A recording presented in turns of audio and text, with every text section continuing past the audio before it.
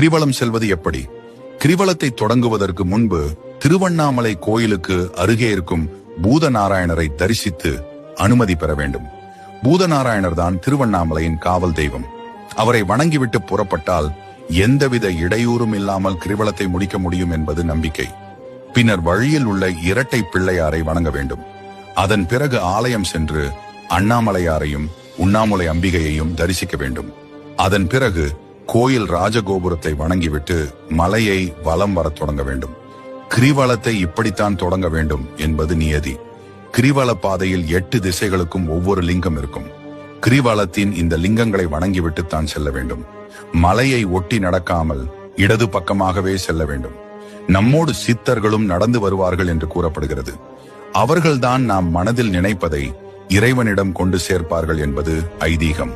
கை கால்களை வீசிக்கொண்டோ பேசிக்கொண்டோ செல்லக்கூடாது. அமைதியாக மனதில் இறைவனை நினைத்து அண்ணாமலைக்கு அரோகரா என்று கூறிக்கொண்டே செல்ல வேண்டும். காலணிகள் அணியக்கூடாது. சந்தர்ப்பம் கிடைக்கும் போதெல்லாம் மலையை பார்த்து கை கூப்பி வணங்க வேண்டும். எல்லா தினங்களிலும் கிரிவலம் செய்யலாம். ஆனாலும் பௌர்ணமி நாளில் இம்மலையை வலம் வந்தால் ஏற்படும் நன்மை